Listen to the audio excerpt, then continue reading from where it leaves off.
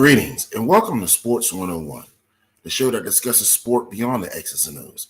Here we like to expand our coverage to include the history, past, present, and making of the game, and also we look at sports from a people, places, and cultural perspective.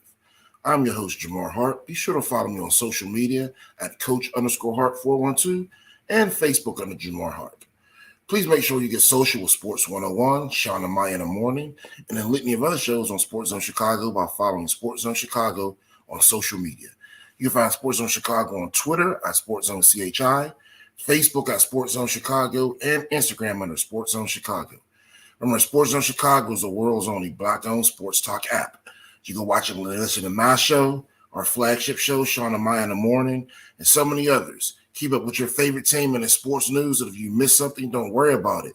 Go to YouTube and search SportsZone Chicago. We need everyone to subscribe to that channel.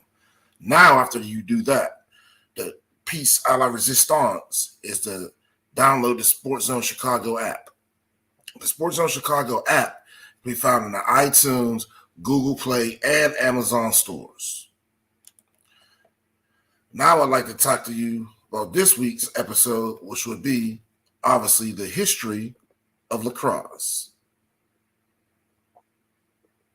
Now, before we get started, I want to show a quick video just detailing the history of lacrosse and its native origins to the North America. How does the outside world view lacrosse? It's exclusive. It's expensive. It wasn't always that way. It's white. It's not all white. It's the boys' club. Lacrosse is a sport for everyone. Let me tell you our story, the story of the Haudenosaunee. That is our traditional name. Today, most people know us as the Iroquois. Lacrosse is the oldest team sport on our continent. The Haudenosaunee people were first given this game over 1,000 years ago as a gift from the Creator. It was given to us as a medicine game. A ceremonial game was called to heal the sick, make peace among nations, and to have fun. We had no referees. It was a ceremony game played with the wooden stick made from the hickory tree, representing all plant life. The net was made from the sinew of the deer, representing all animals. The wooden stick represented our connection to the natural world. This game connects us to the earth. A stick is put in our cradle board when we are born, and we are buried with our stick when we die. We will carry our stick into the next world to play with our ancestors who are waiting for us. When we play competitive lacrosse, we carry the values of the medicine game onto the field and into the box. We are the originators of this game. It is our way of life for our people. It is a great honor to be a lacrosse player. Many First Nations have many different names for the game. In Onondaga, we call it the Hunchchikwats, which means they bump hips. The name lacrosse came from across the waters. In the 1630s, the French missionaries coined the name lacrosse because they thought the stick looked like a crozier or cross the bishops carried. They also changed the Haudenosaunee name to the Iroquois, and the game began to take a new shape. First played outside the native reservations in Montreal, Canada. 200 years later, Canada actually declared lacrosse as its national sport, and in doing so, they distanced lacrosse from its native roots and intentions. It's like saying, for this to be ours, it's no longer yours. In our view, the game was a gift from our people to share with the world. To quote the great Oren Lyons, former All-American goalkeeper at Syracuse, lacrosse Hall of Famer, Onondaga faith keeper, and global speaker, when you talk about lacrosse, you talk about the lifeblood of our Six Nations: the Mohawk, Oneida, Onondaga, Cayuga, Seneca, and Tuscarora nations. The game is ingrained in our culture, our system, and our lives. Anthropologists come here and stay for a year and think they understand our life and our religion. If you can't understand the language, you'll never get it right. I've been here my whole life and I'm still learning. But when I die, I know I will be buried with my goalkeeper stick. College lacrosse was born when Manhattan College and NYU played the first game in 1877, 22 years before the first ever college basketball game tip-off. Racial segregation in the United States made the inclusion of Black, Indigenous, and people of color almost non-existent in collegiate sports through the early 1900s and Jim Crow era.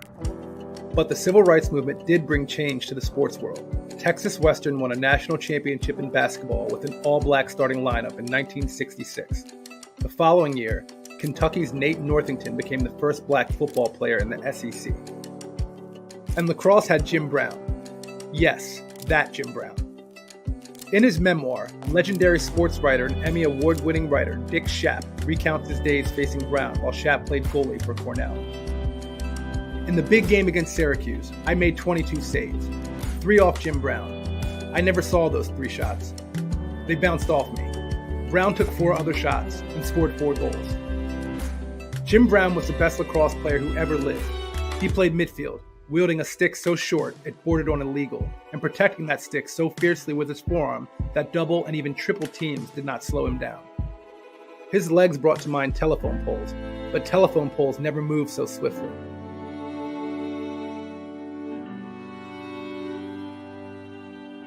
That was in 1957. 63 years later, Brown remains the only black male player in the National Lacrosse Hall of Fame. Like other collegiate sports, lacrosse slowly became more diverse in the 1960s. And that brings us to Morgan State College. Dr. Miles Harrison Jr., my father, was an attackman on the 10 Bears. Though I fear the 10 Bears of Morgan State College have become part of lacrosse's forgotten lore, Morgan State was the first historically black college to field an NCAA lacrosse team. And until recently, they were the only historically black college or university in men's lacrosse. From 1970 to 1975, the 10 Bears were a perennial top 25 team. Morgan State beat Harvard, Notre Dame, and upset the number 1 team in the country at the time, Washington and Lee University. But as the 80s dawned, the Bears went into hibernation. Morgan State shuttered its lacrosse program in 1981 due to financial hardship. The 10 Bears became a distant echo. In the modern age of lacrosse, grow the game has become a popular rallying cry. The sport has seen its geographical footprint expand considerably, from hotbeds in Dallas to Denver, the Bay Area of San Francisco, and the Pacific Northwest. Well-known and established equipment and apparel companies have invested. Though demographic expansion has been slow, the access is limited. It's expensive to play, as are other sports like hockey and golf. Games that require equipment and contact insurance present high barriers for participation. Think about football. Though football, on the other hand, began subsidizing the cost of equipment and insurance at the youth and rec level decades ago, relying on taxpayer dollars to fund participation. And as a result, football enjoyed unrivaled popularity and a wide range of demographic participation. Perhaps growing the game requires us to return to our traditional roots, as well as to think critically about access and funding. While the faces of the game remain largely unchanged, players of color have made their mark in recent years. Damian Davis and John Christmas won national championships at Princeton and Virginia. In 2005, while surrounded by tremendous teammates and coaches at Johns Hopkins University, I was fortunate enough to become the first black player to win the Tewaaraton Award. Most recently, Albany's Lyle Thompson and Miles Thompson smashed Division I records, winning numerous accolades and inspiring a generation, all while proudly championing their Haudenosaunee heritage. Trevor Baptiste turned into the greatest face-off artist the game has ever seen, while Miles Jones inspired Jim Brown comparisons, and in turn inspired others to follow in his footsteps. In 2016, Hampton University launched a Division I men's program. The Pirates became the first HBCU since Morgan State College to field an NCAA men's lacrosse team. So what's the future for lacrosse? It is my family's and my people's hope that lacrosse will be welcomed by everyone, that the game will be played with honor. We hope that lacrosse will bring a world community based on true friendship, respect, and peace.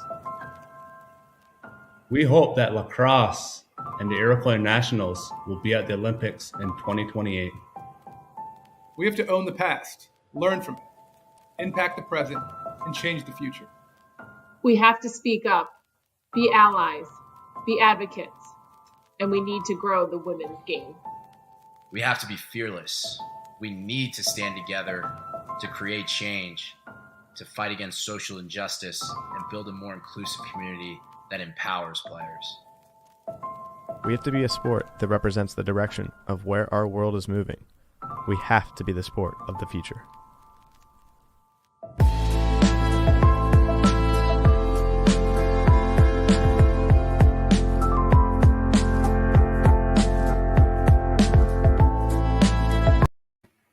All right, now we had a lot of things to unpack from that video. First, you can see the origins of the game and basically how the Native Americans believe that it came down from the Great Spirit per se, and they use the game for so many different features: before war, after war to celebrate, before harvest, after harvest, for spirituality, and again for just celebration. So just the embracement of in particular, the Iroquois and Algonquin confederations in the Northeast corridor of the United States, is origins of lacrosse. Toward the end of the video, you saw some references toward Olympic lacrosse and HBCU involvement with the Morgan State Tin Bears, the 1970s, as well as the new team at Hampton University. So now we're going to talk about the next collegiate league and HBCU lacrosse. 1 second.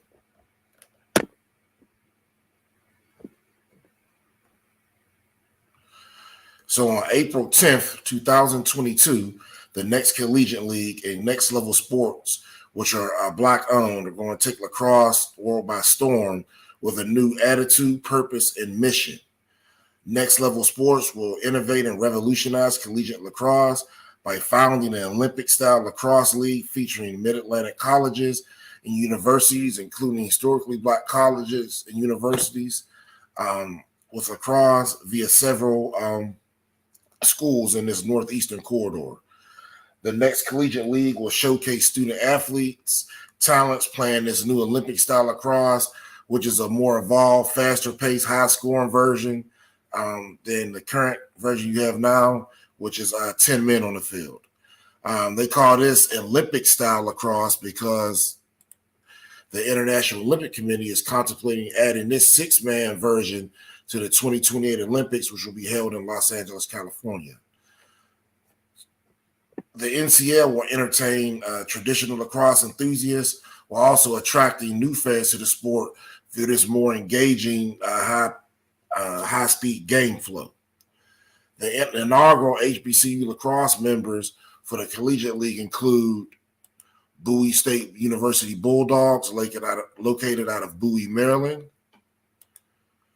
University of Maryland Eastern Shore, which is on the Eastern Shore of Maryland across the Bay Bridge, the Lincoln University Lions, which is in Lincoln University, Pennsylvania, about an hour and a half outside of Philadelphia. You have Coppin State University, which is in downtown Baltimore.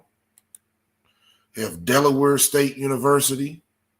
And then, of course, paying homage to the great nationally ranked teams in the 1970s and early 80s, Morgan State University.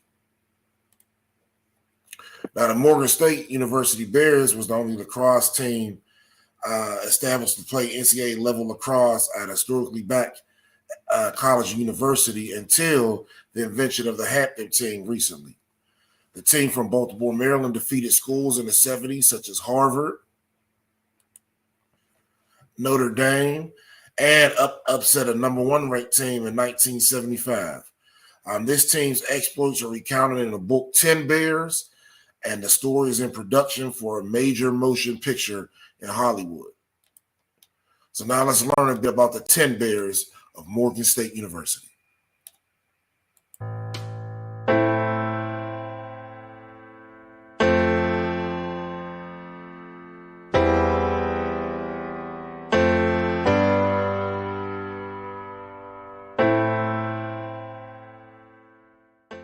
In 1970, Morgan State University became the first historically black college to field an all-African American lacrosse team. A group of students, forged together by Miles Harrison Jr., created the first lacrosse team and broke the barrier in college lacrosse. I am standing where Morgan State lacrosse was born and where they played most of their games, ranging from their 1970 to 1981 range.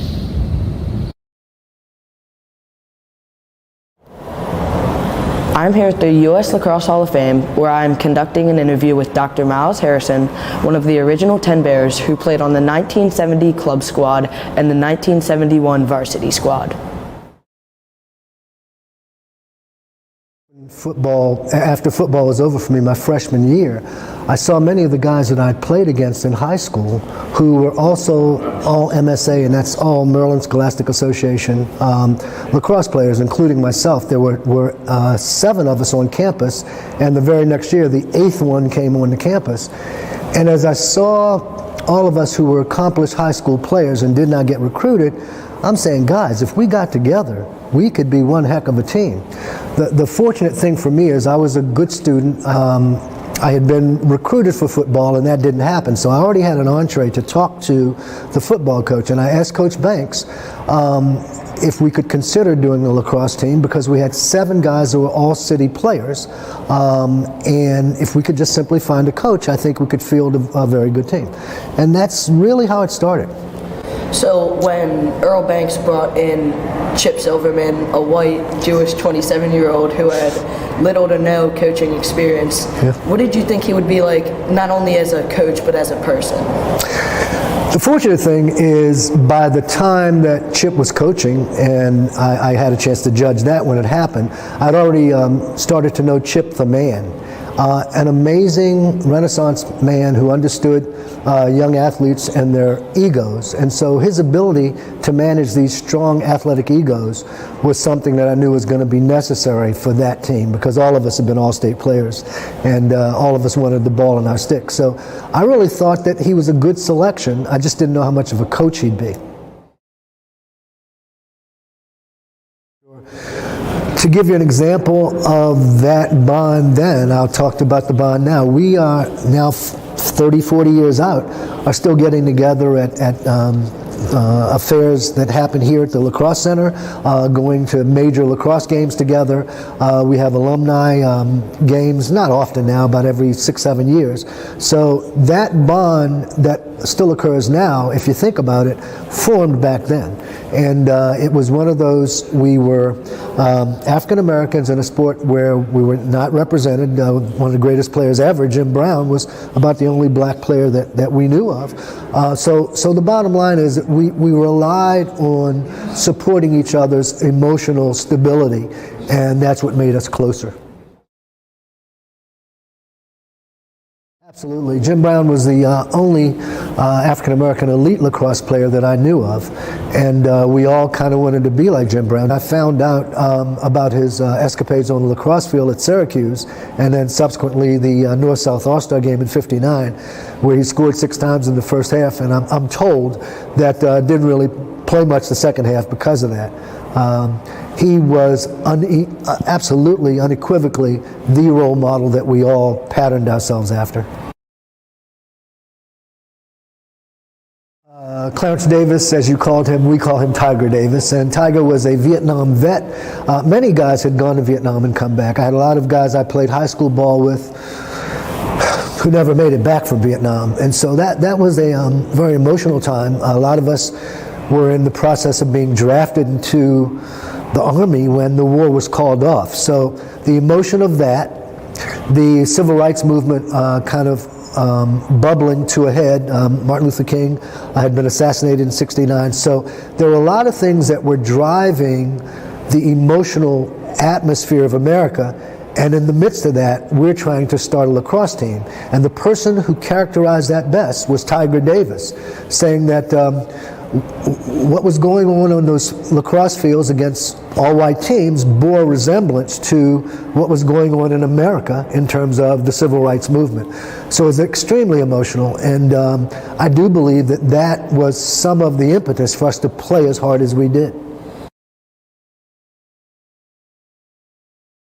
Several years later, when I recognized what you said, it made me feel wonderful, but at no point when I played that one senior year, I had 3 years of eligibility left, but the NCAA team didn't start until my senior year, 1971. I graduated and went on to med school. My last competitive lacrosse game was the North-South All-Star game in 71. So there were no feelings of that accomplishment until 75, when that team beat Washington and Lee, and you'd start reflecting on it. Boy, look at what we built. And it wasn't until many years later that we realized the historical perspective on it. A lot of people who interviewed me to start, when did you realize that this was going to be something that would make history? About 35 years later. It wasn't something that I knew beforehand. Yeah. But Chip Silverman called through the University of Pennsylvania Medical School to try to get me, and I called down to the dean's office. There's a call for you from your college lacrosse coach. And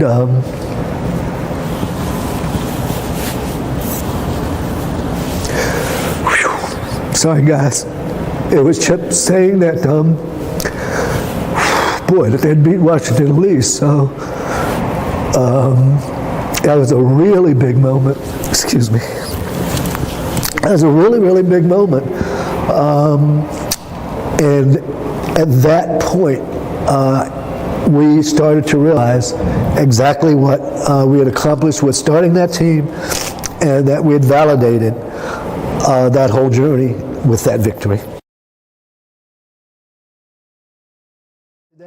If you level the playing field, I can do anything anybody else can do. After finishing that season, Chip thought that they were an NCAA caliber team and put in a bid for them to move up to a varsity level squad. This would be the season that they officially broke the color barrier and became the first HBCU to play collegiate lacrosse. The following year, in 1971, they maintained a winning record of 8-4 with triumphs over Swarthmore College, Amherst College, and Worcester College. Standout player Miles Harrison Jr. later played in the North-South All-Star game, this being the highest honor you could achieve at that point. Other standout, Wayne Jackson, was a 3-time All-American at Morgan, earning the honor in 1971, 72, and 73. The Bears were ranked nationally 4 out of their first 5 seasons in the NCAA and made the championship tournament 2 times in their 10-year history. In 1975, the Bears were involved in one of the biggest upsets in all of college sports to this day, their triumph over Washington and Lee. Here in my hand I have the game ball that was used in the 1975 upset over Washington and Lee.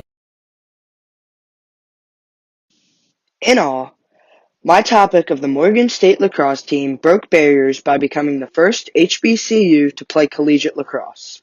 In especially hard times in the 1970s, the all-African-American lacrosse team had huge upsets over Division I opponents Washington and Lee, Notre Dame, Villanova, and more. They contribute to breaking barriers because of what they did in that time as African Americans that changed the game forever. Being in a racially present 1970s, the 10 Bears found the sport of lacrosse as a time to prove a point, that they were equal to the whites. Especially in a contact sport, they were able to show that they were mentally and physically tough, dealing with the toughness of the sport and the mentality of racial slurs being thrown at them. The legacy of the 10 Bears lives on, as one of the former players, Dr. Miles Harrison, is now supporting his son, Kyle Harrison, as he competes in the PLL after playing collegiately at Johns Hopkins University. There's now exhibits, books, and articles telling the brave and tough story of the Morgan State lacrosse team and their fight for equality in the Creator's game.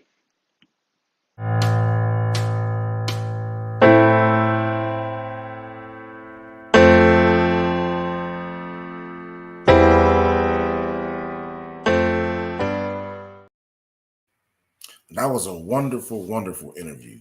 Now, just think of this. You have a team that's just started in the NCAA from a club team and starting the top 25 in 10 years.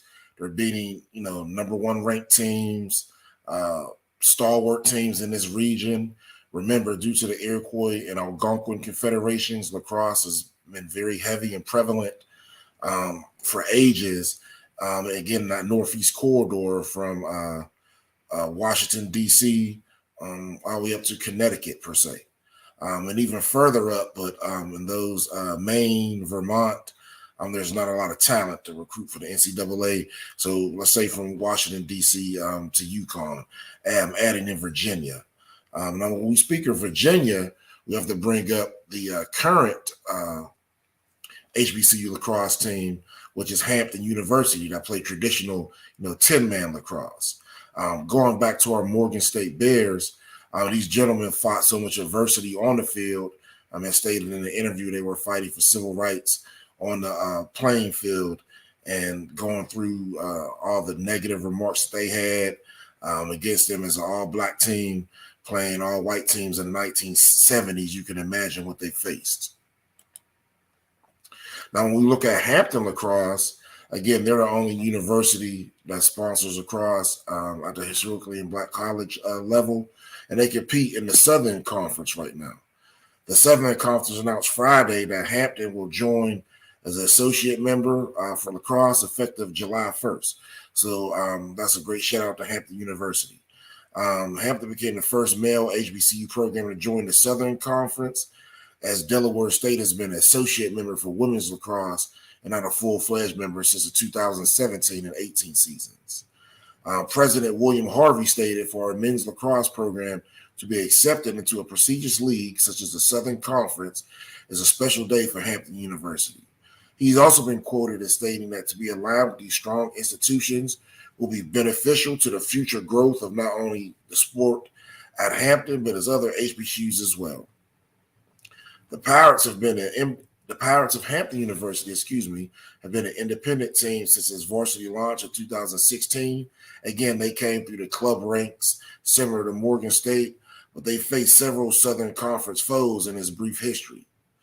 The Hampton University Pirates faced in-state SoCon member Virginia Military Institute, or VMI, from 2016 to 2019, and were scheduled to play the Cadets in 2020 before the season was canceled due to the pandemic. Hampton also took on former SoCon program Furman as well in 2019 and faced 4 SoCon squads in 2020 before the season was canceled.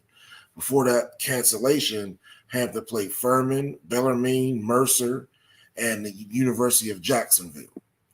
In 2022, the Southern Conference will have High Point University, Jacksonville University, Mercer University, University of Richmond, VMI, and Hampton as its men's lacrosse members.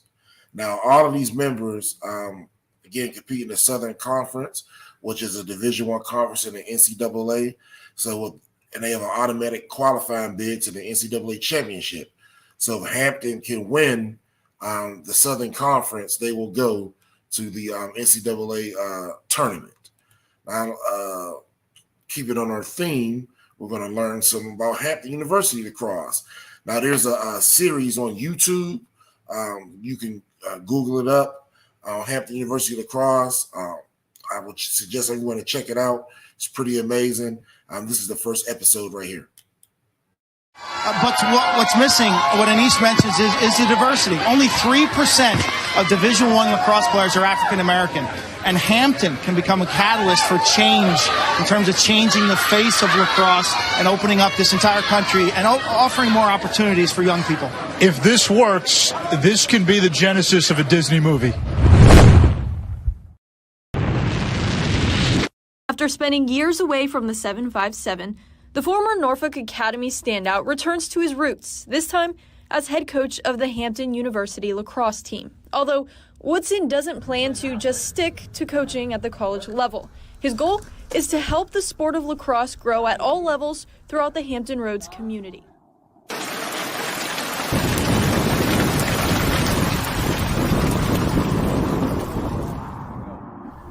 theme for this year, I think it's kind of twofold, and maybe even three. One, control the controllables. There's a lot of things that are going to take place this year that we don't have any control over, and I think the world has recognized that in the last 2 years, right? Dealing with COVID and all the craziness that's happened around that. We can't be bothered by that. We have a mission, and we have to get some things accomplished as far as being a lacrosse program. So control the controllables and forget everything else. The other thing along those lines is find a way. Right? There's going to be some mishaps. There's going to be some things that, some roadblocks and some stumbling blocks, but we have to find a way. We can't afford to have excuses. We just have to get better. So along those lines, I guess moving that same theme forward, it's about closing gaps this year. I mean, obviously, that's why we're here. We want to win games. But if we're improving every single step of the way, if our skill sets are better, if we're better players in January than we were in September, if we're better in May than we were in January, then I think we've accomplished the goal for this year. Let's go! Let's go! Let's go!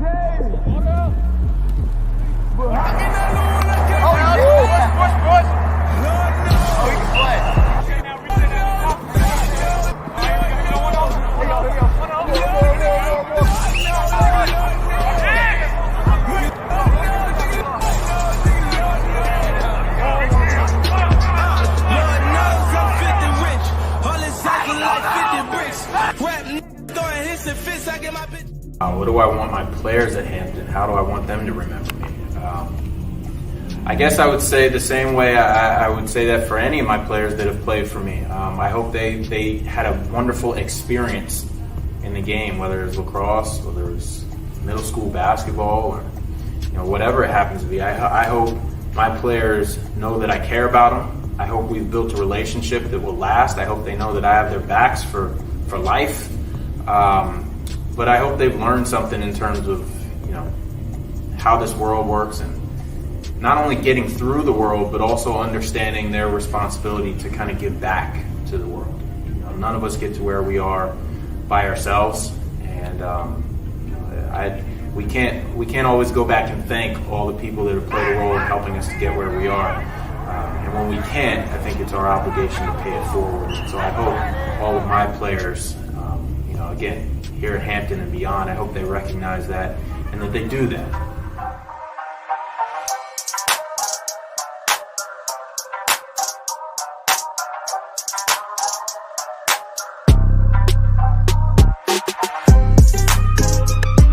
In order to talk about the vision, the 5-10 year out vision, we have to look at where we've come from.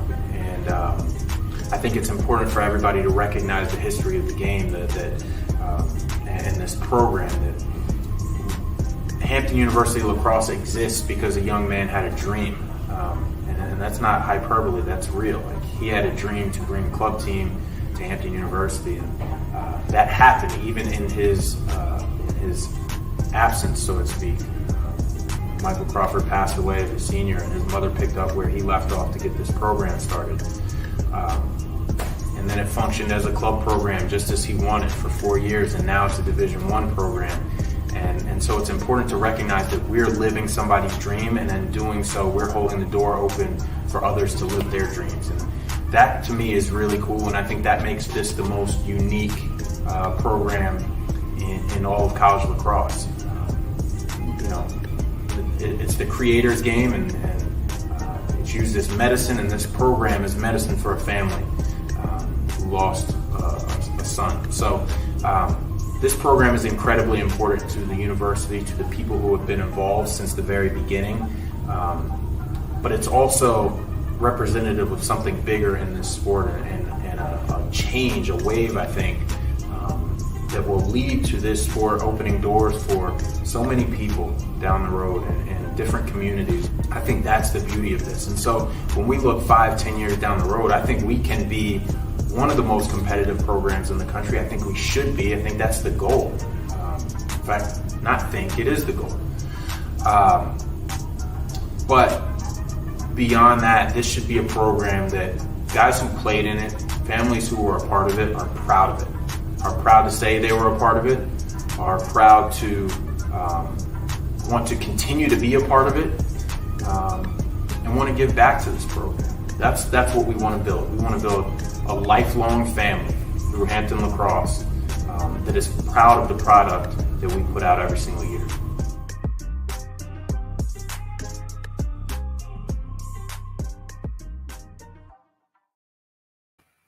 Now that's a beautiful, beautiful campus on the Chesapeake Bay. But you saw some references that the head coach invoked again. There was a gentleman that was a student at Hampton that started a club team. He was really fond of lacrosse. He ended up dying to some medical issues, and his mom and the other friends carried the legacy on until Hampton became a Division I team. Now, with the likes and being a full-time scholarship team, they're recruiting the best talent they can find, which often happens to be African American, and hopes of being a top 5 lacrosse team in the United States. Hopefully they will use some references that the Morgan State Timbeers did in the 1970s and maybe find some defensive backs, wide receivers, linebackers, etc. that are second, third team, or just individuals in high school that may not be playing lacrosse and bring them into the game. With Hampton University fielding the team, it's a lot of opportunity for high school talent to grow, and particularly in the states of Maryland, the District of Columbia, Pennsylvania, New Jersey, New York, Connecticut, as students see that an HBCU is fielding the Division I full scholarship lacrosse team, that increased participation will happen not only on the high school level, but the middle school and just youth levels as well. Now, with the success of Hampton University lacrosse, broadcasting innovator Next Level Sports decided to start this next collegiate league, which is going to spread the game to more underrepresented areas, and particularly the urban market. The goal is to take the lacrosse world by storm with a new attitude, purpose, and mission, and that's where they're getting Lacrosse Sixes from. So Next Level Sports will innovate and revolutionize collegiate lacrosse by founding this Olympic-style lacrosse league featuring only HBCUs in the Mid-Atlantic region. The collegiate lacrosse season of the six-man lacrosse will begin in April with the inaugural Crown Classic Tournament. Next Level Sports will produce and broadcast a 10-game season from early to mid-May. Next Level Sports and Entertainment is a premier provider of quality sports and entertainment content and is a sole Black-owned global sports network. They feature innovative, unique programming that appeals to audiences, include sports fanatics, as well as an urban population. The programming includes local and international basketball leagues, elite men's and women's lacrosse games, college football games, sports insight, i.e. podcasts, and as well as post-game analysis. You also included personality interviews as well as documentary pieces. Next Level Sports showcases the often untold stories and achievements that promote athletes, teams, sports programs, as well as underrepresented communities. Please follow Next Level Sports on Twitter and Instagram at It's Next Level. That's at ITSNXTLEVEL. Thank you for tuning in to Sports101. I'm your host, Jamar Harp. We're going to take a quick break, and when we come back, we'll further discuss Olympic-style lacrosse.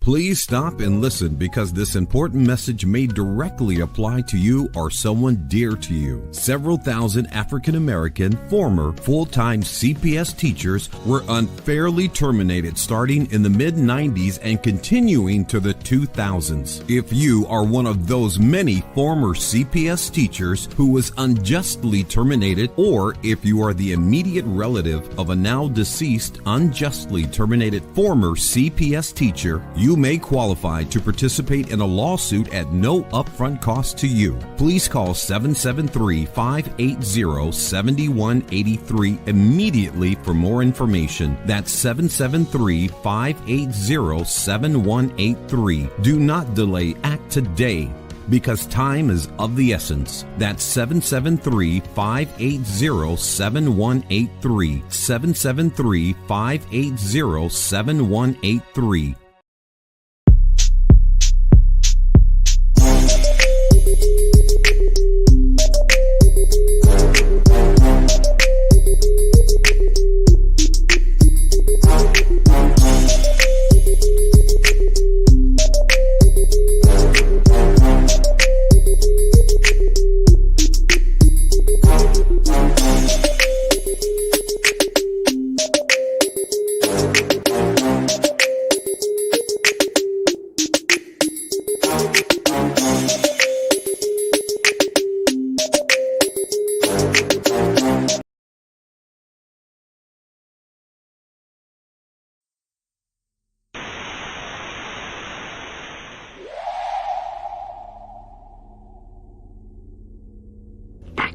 The Chicago.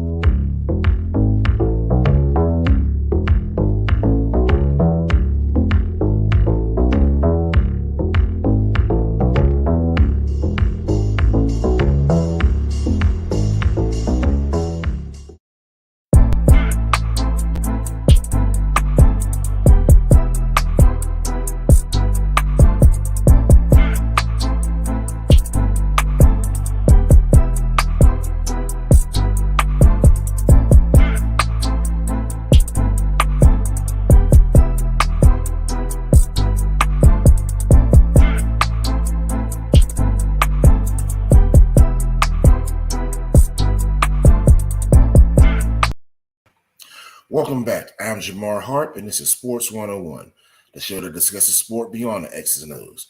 Remember, we talk about the game from a people, places, and cultural perspective, looking through the lens of history in the past, present, as well as in the making. Please make sure you get social with Sports 101 and a litany of other shows on SportsZone Chicago by following SportsZone Chicago on social media. You can follow SportsZone Chicago on Twitter at SportsZone CHI, Facebook at SportsZone Chicago, and Instagram at SportsZone Chicago.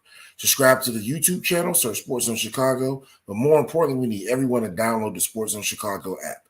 The SportsZone Chicago app can be found in the iTunes, Google Play, and Amazon stores.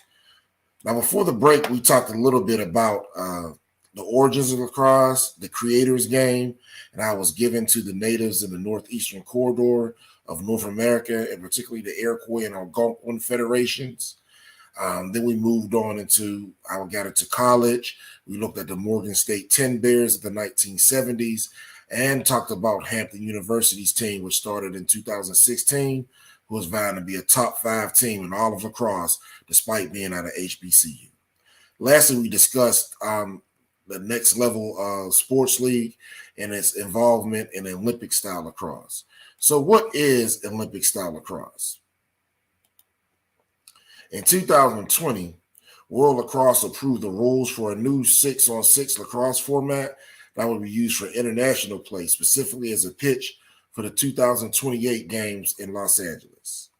There are a lot of changes made to the game for this one, including a smaller field, smaller rosters. There's no long sticks that give defenders an advantage, and there's a massive decrease in face-offs. Among the major differences players will find in the World Lacrosse Sixes versus traditional lacrosse, which is played with 11 men like football, will be the 30-second shot clock. The games are played in 4 8-minute quarters. Goalies initiate plays after goals are scored.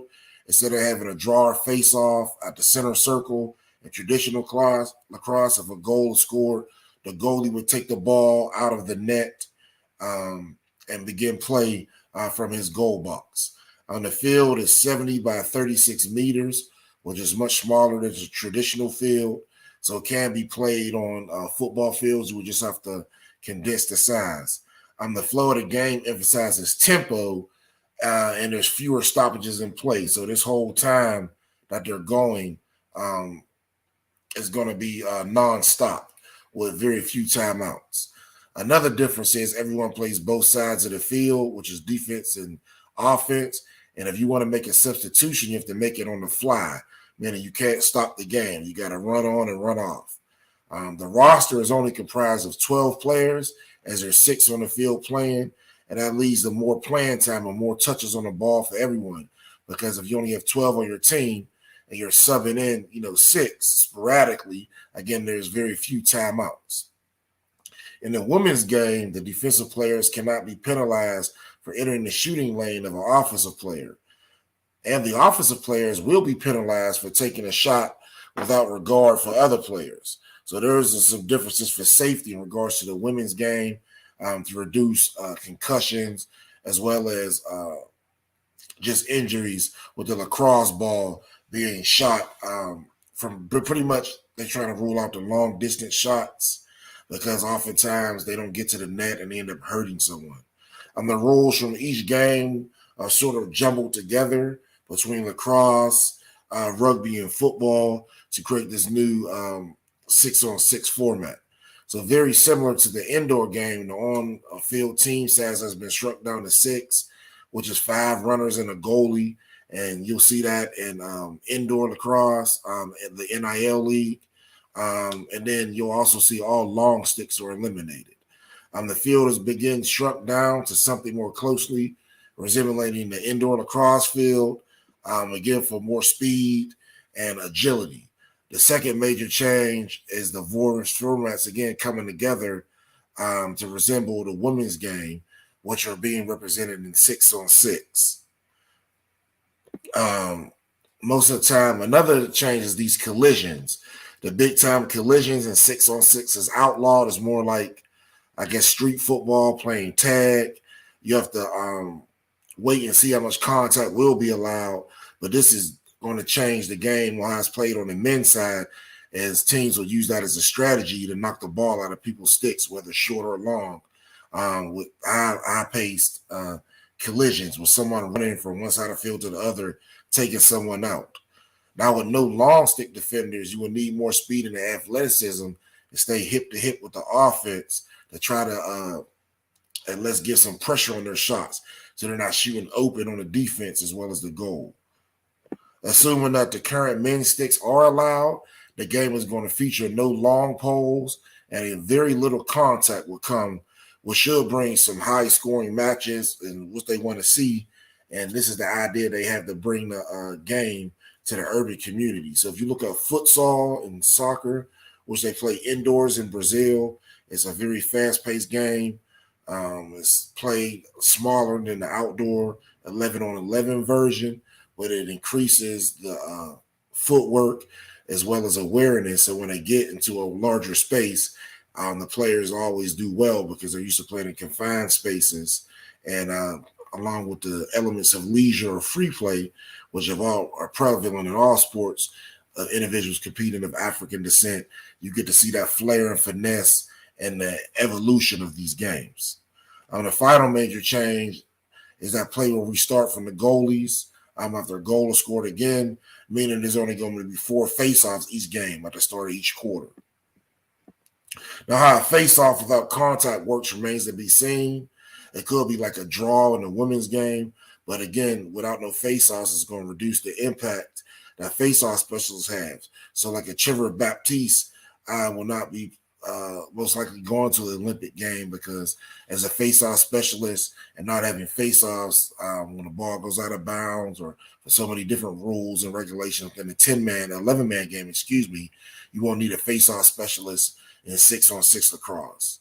Now, this new discipline will be formally known as World Lacrosse Sixes, very similar to rugby sixes, just using the name sixes. On a more conventional basis, they're just going to call the game Sixes Lacrosse.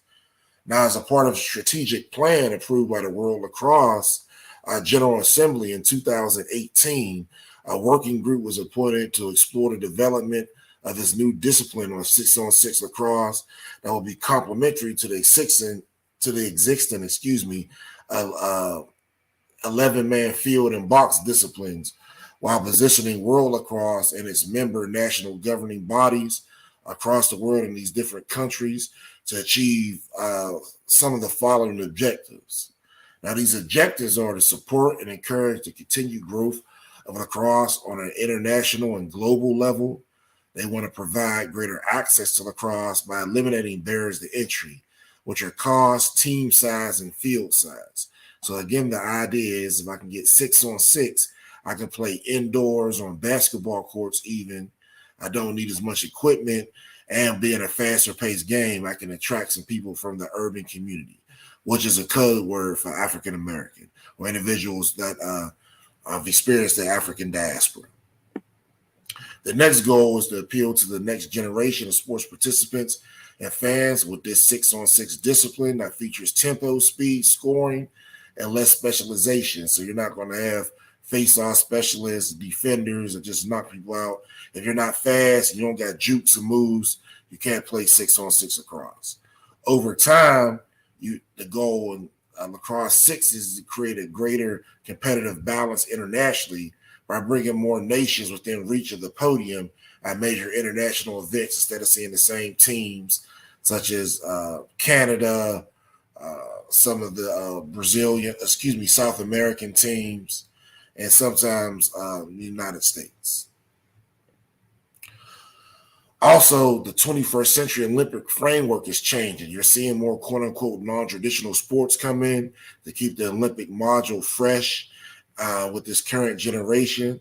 And they're also working to reduce the cost and complexity of staging the Olympic Games by bringing in sports that don't need specialized arenas and or training facilities just for a short amount of time. Blue Skies initiative is a working group, and they began phase 1 of its work in July 2018 by seeking input and direction from stakeholders around the world on how to build up lacrosse 6s in hopes of being included in the 2028 Olympic Games, which will be hosted in Los Angeles, California.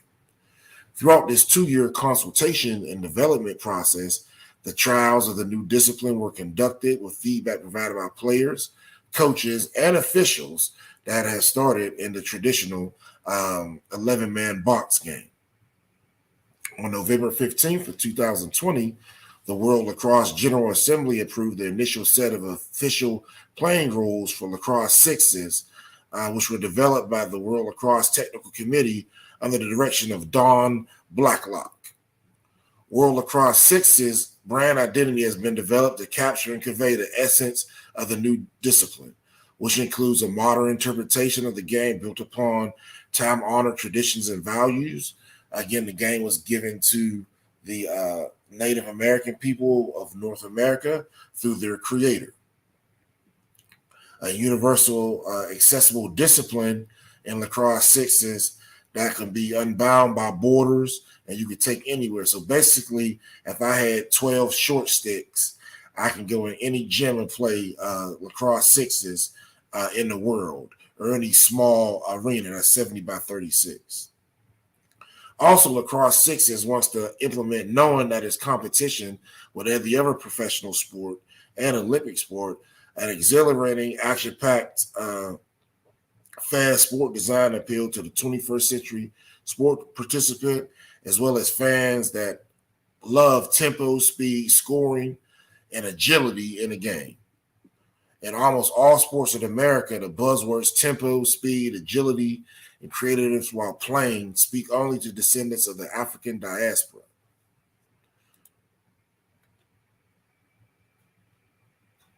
Now you say, what is the African diaspora? The African diaspora is a term commonly used to describe the mass dispersion of peoples from the African continent during the transatlantic slave trade from the 1500s to the 1800s. It also can be used for people in the trans-Saharan slave trade as well. This diaspora took millions of people from Western and Central Africa to different regions throughout the Americas, the Caribbean, and Western Europe. These descendants of the African diaspora have used leisure, i.e. free play, which is an essential element of African culture, to influence or create sports such as hockey, basketball, baseball, football, soccer, and today's subject, lacrosse. Now, speaking of these innovators, I would like to bring up, if you were listening to the Morgan State interview, Miles Jones, who is an African-American lacrosse ambassador now. Miles Jones was born March 15th, 1993, and is an African-American professional lacrosse player for Redwoods Lacrosse Club of the Premier Lacrosse League. Miles attended Walt Whitman High School in Huntington Station, New York, and completed a postgraduate year at Salisbury School, a prep school in Salisbury, Connecticut, before going on to play collegiate lacrosse at Duke University. So some of his national accolades at Duke include, excuse me, let me show you who Brother Miles is. So some of his national accolades at Duke include winning the 2013 Division I Men's Lacrosse Championship, the 2014 Men's Championship, as well as being team captain and having numerous team awards. Jones was selected as the #1 lacrosse player in collegiate lacrosse and was selected first in the 2016 Major League Lacrosse draft by the Atlanta Blaze. After just 2 games with Atlanta, he was traded to the Chesapeake Bayhawks, along with Atlanta's 2017 second-round college draft pick for midfielder Matt McRives and Chesapeake's 2017 first college pick. In 2017, Jones was selected to the Major League Lacrosse All-Star Game and was named the All-Star Game MVP after scoring 4 goals and having an assist. One of his goals also included a game-winning goal. Now, we're going to check out some highlights of Miles Jones, the African-American, or one of the several African-American lacrosse ambassadors. Now, due to his size and speed and style of play, the speed and wickedness of his shot, he's often compared to the great Jim Brown. But let me show you this video so you can see yourself. Give him a couple stick checks. Now the slide comes, the pass comes, and Henningberg scores. The composure of Miles Jones amidst the traffic. A built-in familiarity with a few players on this roster for Quirk, but still he is trying to put together a completely new team as Miles Jones with authority. The big man goes up and spikes it for the first goal for Redwoods. So you alluded to new personnel in the midfield. This is really all about Jones on a short stick. By having Henningberg now on that first midfield group, it frees up Jones to attack the short stick. So as a defensive coordinator, you've got to pick your poison. Are we going to short stick Henningberg or are we going to short stick Jones? If you short stick Henningberg, you got big, little, you got picks going all over the Penn State until now. I mean, the talent of these guys is unbelievable. I was blown away. Sergio Perkovic plays down at X for Pinnell. The skip pass out for Miles Jones, who draws a couple defenders, got it to Henningberg. And Redwoods take their first.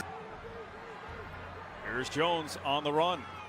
The feed to Kavanaugh, pumps, scores! Case in point. Pinnell trying to get away from Newman. Pinnell with the skip for Miles Jones. Bumps into Ian McKay, switches to the left hand, and a bouncer goes for Jones. Glacini. Henningberg skips Miles Jones. Change of direction and the tomahawk. Generate immediate scoring opportunities. Miles Jones charging ahead, 6'5", 240. The feed to Garnsey, and he puts it right in. Cannon's Chaos later on will have the reign as well as Ryder Garnsey. What a move on the distribution again from Miles Jones. Second today for Garnsey. Miles Jones finds an open Perkovic, wide open, tie game! You can see Jones dodging, and the Water Dogs kind of hunt a potential turnover there. And Perkovic makes them pay for it. So potential situation where the Water Dogs just kind of create offense. Henningberg steps by, found an open Miles Jones, and he scores. Hard one of these possessions is. Miles Jones That's a quick possession. And that's how easy it could be for Miles Jones. The only player with multiple points for Whipsnakes today. Miles Jones. He's having himself a day, too. Big head of steam is a problem. And you can see Young trying to get his stick underneath Jones for a lift. And he's just too big, too physical. With a little celly afterward. Archers have been in this position before. In fact, 3 games in a row. Unfortunately, they've been on the wrong side of all of them. And we're all tied up. Ryder Garnsey. Miles Jones. Gorgeous little no-look feed. Now you can see right there the exploits of the 6'5", 245 Miles Jones, and why he got comparisons to the great Jim Brown. Now just think of this: if you see what Hampton University is trying to do, and the size, and how Miles Jones looks so bigger than everybody else, what if Hampton University start again recruiting football players and basketball players to play lacrosse? They might have a 6'7" guy, maybe even a 7-footer out there. Who knows? Now, speaking of the comparisons, now we got to talk about the GOAT. And when I say the GOAT, I'm talking about the great Jim Brown. Now, Jim Brown is considered by many to be the greatest lacrosse player ever. This is according to the National Lacrosse Hall of Fame, as he's the only African-American inducted into the Lacrosse Hall of Fame. The Morgan State University team has been inducted. He's the only individual inductee. Now, we do expect Miles Jones and some of the other individuals that are currently playing lacrosse to be inducted. Jim Brown was inducted into the Lacrosse Hall of Fame in 1983. He was inducted to the Professional Football Hall of Fame in 1971. He is the only person to be inducted into the Hall of Fame for pro football, college football, and lacrosse. James Nathaniel Brown, also known as Jim Brown, was born February 17th in 1936 in South Carolina. He matriculated to New York at a young age and grew up in New York from about 3 or 4 years of age until he left to go play professional football.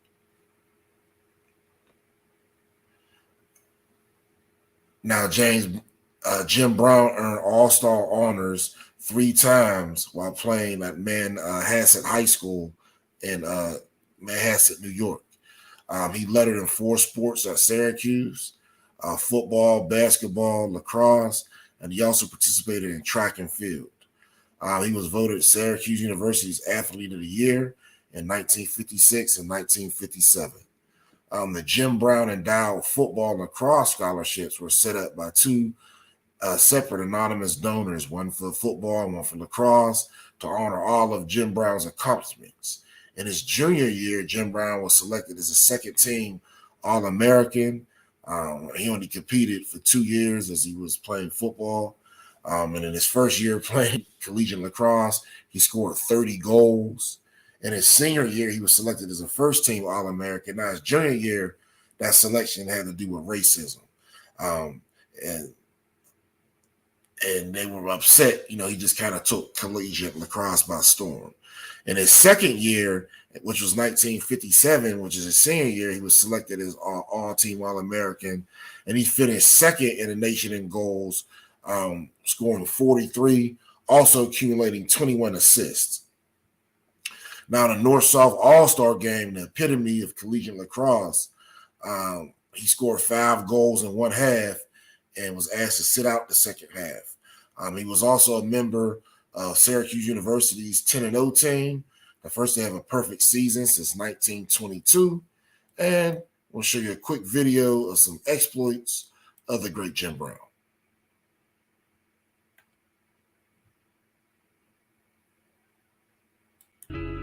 When discussing the greatest running backs of all time, there isn't ever a conversation that doesn't include the great number 32, Jim Brown. But what many don't know about Brown is that he's one of the greatest to play another sport, lacrosse. Brown believed that it was on the lacrosse field where he could truly showcase what kind of athlete he really was.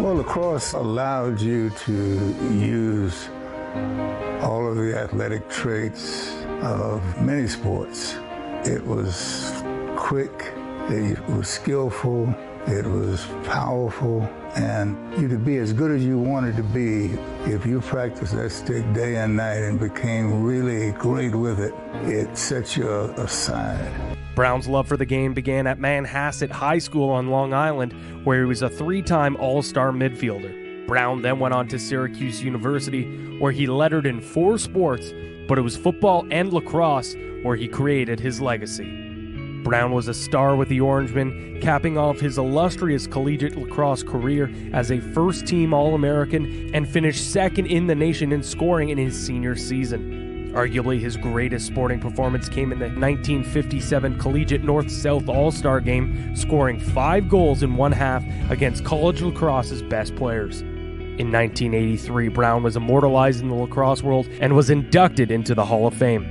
It wasn't just the physical aspect of lacrosse that attracted Brown to the game. He refers to himself as a student of athletics and believed that to truly respect the sport, he had to go back and learn about the origin of the creator's game.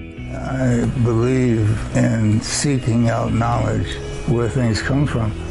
And the Native Americans created this game, and it was adopted by us Americans. It appealed to me tremendously because of the respect of the tradition, and for our schools to recognize that there were other cultures and they could be fun, and they could be serious, they could be skillful. Although most will remember Brown for his dominance on the gridiron, he once said he would rather play lacrosse 6 days a week and football on the 7th. Those of us who play lacrosse, we have a special love for the game. So it's a thrill for me to be in that particular fraternity.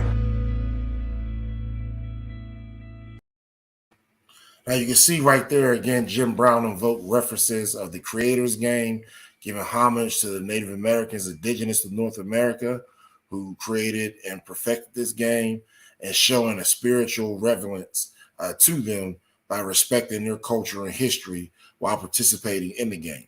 That is very big for us as African Americans, as we have close symbolic ties to the Native Americans in many ways that we worship spiritually, as well as giving reverence to nature and different things around us.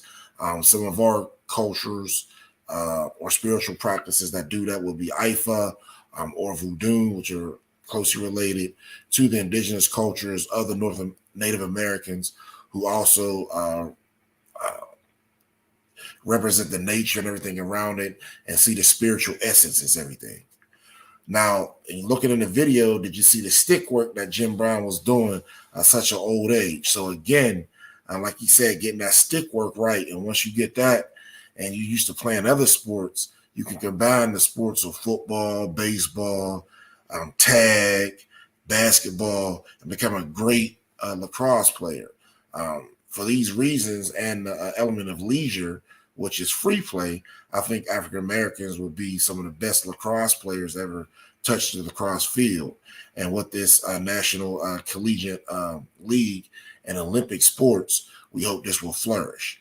Now, going back to the 11-man game, and speaking of Jim Brown, we have a new version, which is his son, Aries Brown, who 2 years ago signed a scholarship to play at Hampton from Sierra Canyon High School.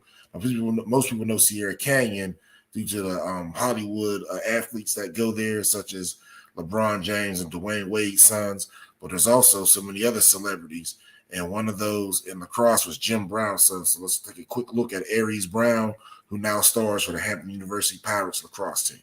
Out of here. Weezy out of that turbo. Step down until like Lego. Remember I had to charge my book for petrol. I came a long way chopping up a metro. Ain't this a young nugget from the ghetto? Still got rounds I can let go. Then at any time I smoke the best dope. I pop up a tag when I chain clothes. Ain't this a young nugget from the ghetto? I didn't make the drip a series. I can see the diamonds clear like HD. Carrots in my ear, why can't you hear me? Rock by man, but today my jeans are mirrored. Won't touch you once, but stick and make you feel me. Hit bell hard, but then walk right in the dingy. Got 3 condos, I still won't get my bitch the key. To our promoters, get the presidential suite. So I showed it, this shitty. These bitches love it when I'm in the city. I'ma buy a Rolls and a Bentley. Told them to get the syrup out my kidney. Stepped on hundreds like Lego. Remember I had to charge my book for petrol. Came a long way chopping up a metro. Ain't this same young nugget from the ghetto. Still got rounds I can let go. Then at any time I smoke the best dope. I pop up a tag when I chain clothes. Ain't this a young nugget from the ghetto. Spend a lot of money on some damn clothes. Spend a lot of money on some damn clothes. Finny on my body, hold on play clothes. East Atlanta kicking, smoking big dope. I want no Ferrari and a Range Rover. That bitch got her butt so she gon' lay low. That boy just a lick, we serving cake, bro. Cut that shirt off, I feel like Van Gogh. Diamonds on me dancing, where's the dance for? Walk down on the hop and let that thing go.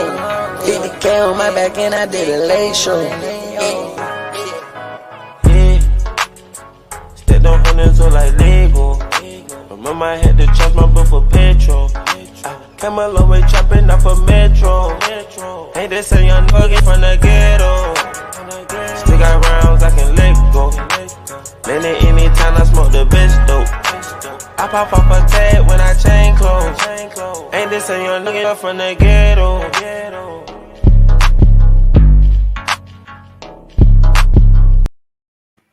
That was Aries Brown's Huddle highlight. Huddle was a system used for high school athletes to create highlight videos, and they sent college coaches to get recruited and get scholarships. So obviously Aries decided to play at Hampton University. So please watch Aries Brown and the Hampton University men's lacrosse team as they begin this next upcoming season in the Southern Conference. In closing, what can we take from today's episode? Can a new style of play and changes bring more African Americans to lacrosse? I think so. If you look at Aries Brown's Huddle highlight and the music he had behind it, trying to appeal to an urban or African American audience, as more people see the style of play and the freestyle that you can have within the game, I think it'll be more attractive to African Americans. Next, will 6-man lacrosse spread internationally through countries similar to soccer? I think so. And again, the African continent as well as North America will have the advantage due to the African diaspora and the individuals that play so many other sports can take their strengths, which will be height, speed, agility, to the lacrosse game. And next, with United States lacrosse make a concerted effort to spread the game to diverse communities or keep the sport hegemonic. Now, similar to soccer, you see lacrosse entering certain spaces it wasn't before, such as historically black colleges and universities, with Hampton University, but that's just one, so we need more. So with the success of Hampton University and Olympic 6 lacrosse, I do see this game moving into the African-American community as well as African diaspora communities nationwide. Thank you for tuning in to this week's episode of Sports 101. I'm your host, Jamar Harp. Be sure to follow me on Twitter at Coach_Hart412 and Facebook under Jamar Harp. Please make sure you get social with Sports 101 and a litany of other shows sponsored on SportsZone Chicago by following SportsZone Chicago on social media. SportsZone Chicago can be found on Twitter at SportsZone CHI, Facebook at SportsZone Chicago, and Instagram at SportsZone Chicago. Remember, subscribe to the YouTube channel. Search SportsZone Chicago. But more importantly, we need everyone to download the SportsZone Chicago app. The SportsZone Chicago app can be found in the iTunes, Google Play, and Amazon stores. Thank you for tuning in to this week's episode of Sports 101. We'll be back next week at our normally scheduled time of Wednesday, 8 p.m. Central, 9 p.m. Eastern. And I'm gone.